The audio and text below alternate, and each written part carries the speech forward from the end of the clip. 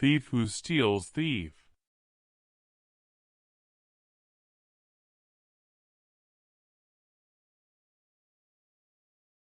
When a criminal is arrested, one of the first things that happens is the interview at the police station. Questions and answers. The detective asks the questions and the criminal answers, or not. Some of them won't say a word, others talk and talk and talk. Ian is a great talker. He wants to tell the detective everything, from beginning to end, every single detail. It was Tony's idea, Ian says, moving about in his seat. Tony's my brother, 2 years younger than me, but he was always the clever one. It was all his idea. I just went along with it. He's still trying to get comfortable. It's not easy to get comfortable in the interview room. The detective could tell him that. He could tell him about the chair he's sitting in. It's a special interview chair, with its front legs just a little bit shorter than its back legs. Very uncomfortable. So Tony says to me one day, he says, "Ian, this is one plan that cannot fail." And he tells me about it.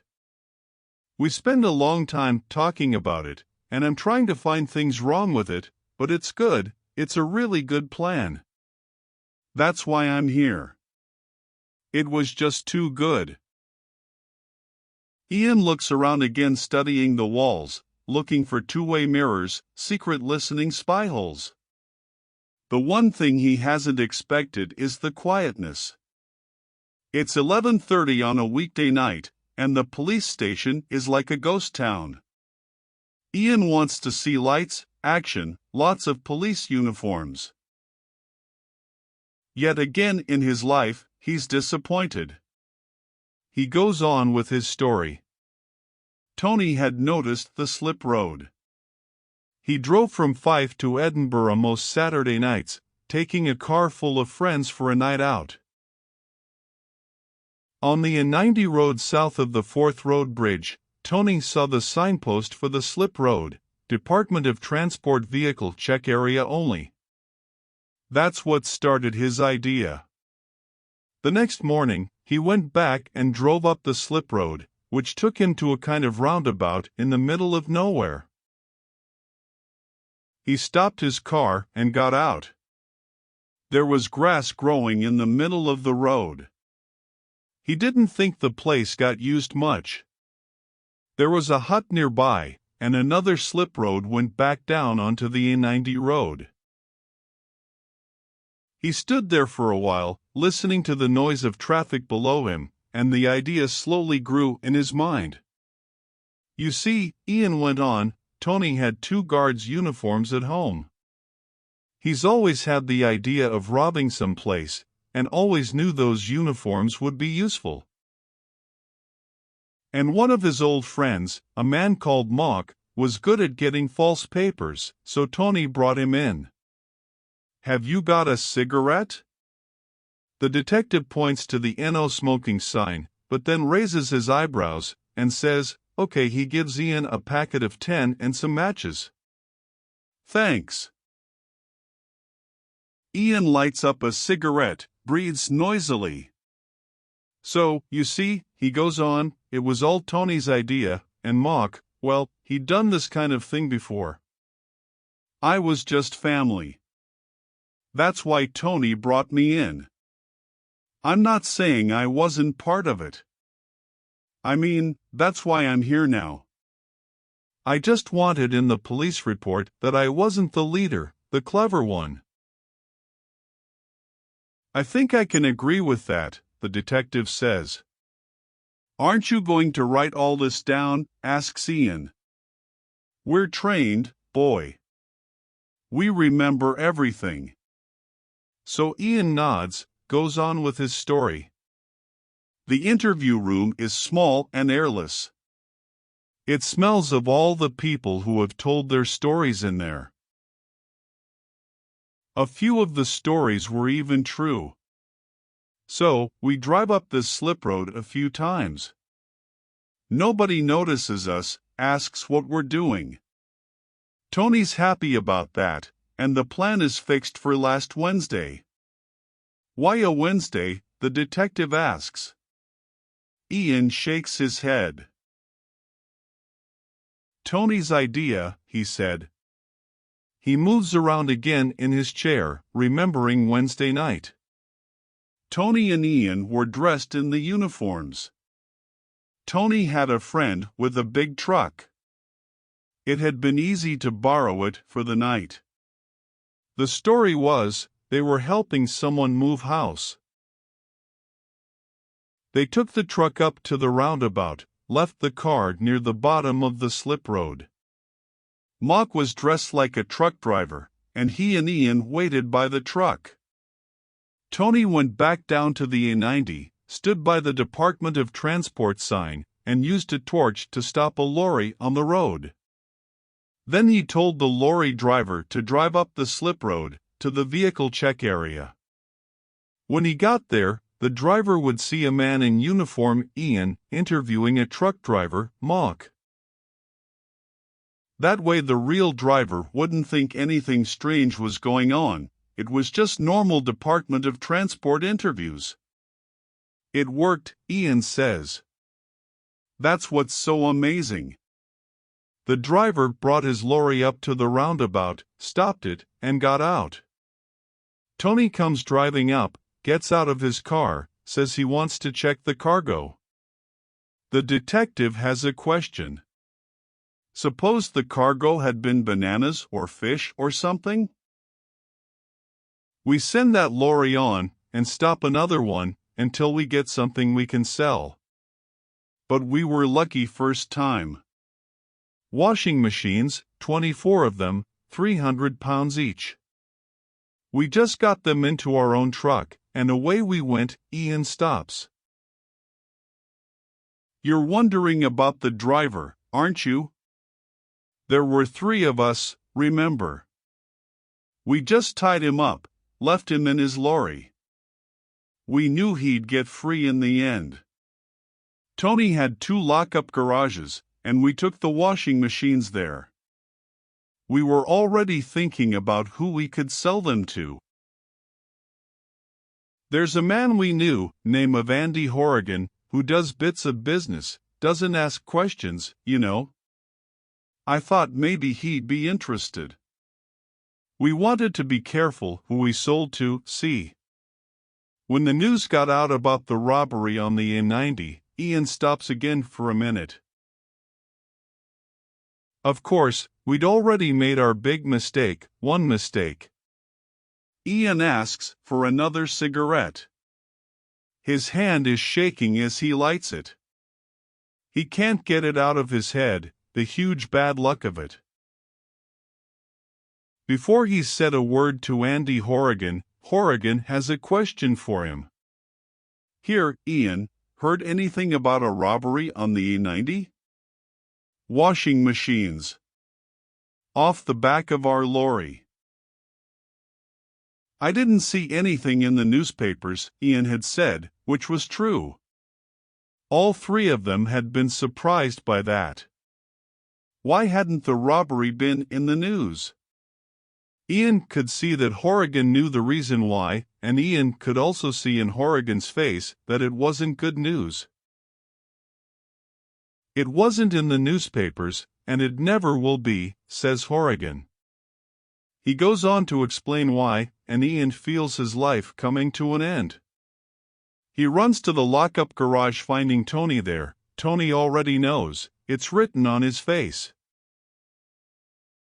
They have to move the washing machines, throw them away, somehow, somewhere, fast. But they don't have the truck anymore. Where can they get a truck? Wait a bit, Tony had said, starting to think again. Eddie Hart doesn't want the washing machines, does he? He only wants what he put in them. Eddie Hart. The name made Ian's legs go weak. Steady Eddie was Mr. Big in Dundee, a man who controlled most of the criminal business in the town. The stories about him would make your hair stand on end.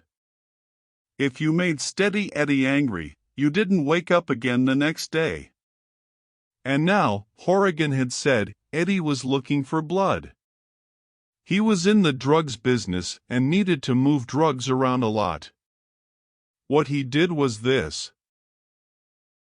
He hid the drugs in fridges, washing machines, dryers, freezers, and his lorries went up and down the country. All they needed was a few false papers. It just so happened that Tony had stopped one of Eddie's drivers and now Eddie wanted blood. But Tony was right. Find the drugs, get them back to Eddie, and maybe Eddie wouldn't kill them. So they started pulling the packing out of the washing machines, taking the backs off, searching for hidden packets. They went through every machine, in both garages, checked them once, twice, 3 times. And found nothing. Wait a bit, said Tony. He started counting the machines. There was one missing. The brothers looked at each other, then ran to Tony's car. At Mock's mother's house, Mock had just fitted her new washing machine. Mark's mother was as pleased as anything. She had a crowd of neighbors in her kitchen. My boy's so good to me, she was telling them. He saved his money and bought me this as a surprise. Even Ian knew they were in real trouble now. Everyone in town would get to hear about the new washing machines, and everyone meant Eddie Hart. Tony and Ian took Mock outside and explained. Mock went back inside, pulled the machine out again, and started taking the back off. His hands were shaking so much, it took him a long time. But at last, he had the back off, and began to pass brown paper packets to Tony and Ian. Tony explained to the neighbors that these were just heavy things used in packing, to stop the machines shaking in the lorry. Like bricks, one neighbor asked, and when Tony agreed with her, sweat running down his face, she added another question.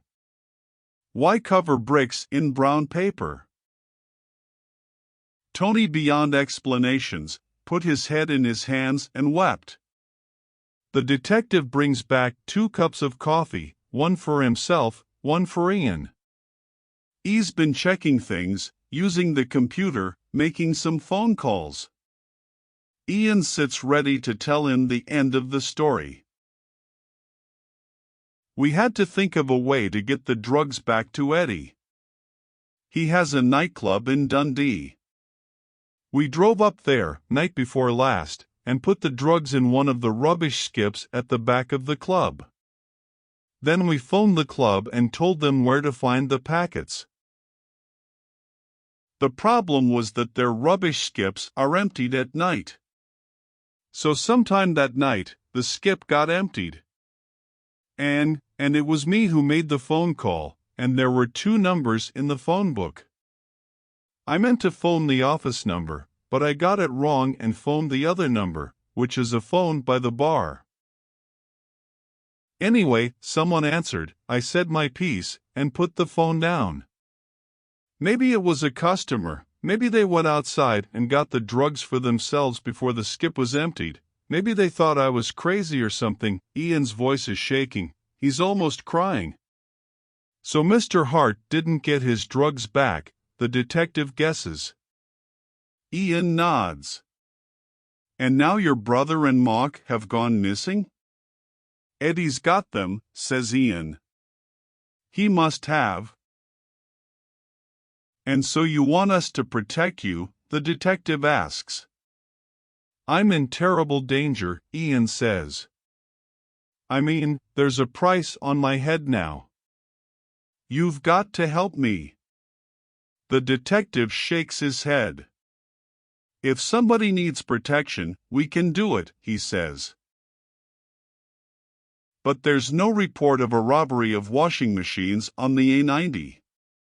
Yes, we would love to catch Mr. Hart and put him in prison. But there's nothing to prove that Mr. Hart is doing anything criminal. The detective moves his chair closer to Ian. You see, I know that you lost your job after arguing with your boss, and you told your boss that your brother would come and break his bones.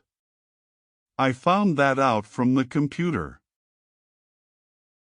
What I didn't find in the computer was anything about washing machines, drugs in brown paper packets, or missing persons. Ian jumps up from his seat, begins walking around the room.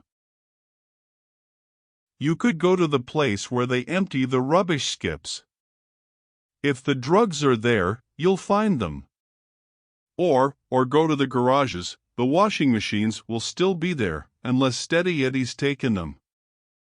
Don't you see? I'm the only one left who can speak against him. The detective is on his feet now, too. I think it's time for you to go home, son. I'll take you to the door. I need protection. The detective comes up to him again, his face very close to Ian's. Get your brother to protect you. His name's Billy, isn't it? The one who breaks bones. Only you can't do that, can you? Because you haven't got a brother called Billy. Or a brother called Tony. The detective stops, begins again. You haven't got anybody, Ian. You're a nobody. These stories of yours, that's all they are, stories. Come on now, it's time you are home. Your mom will be worried about you. She got a new washing machine last week, Ian says softly. The man who brought it to the house, he said he was late because he'd had to stop at a checkpoint. It is quiet in the interview room. Quiet for a long time, until Ian begins weeping, for the brother that he's just lost again.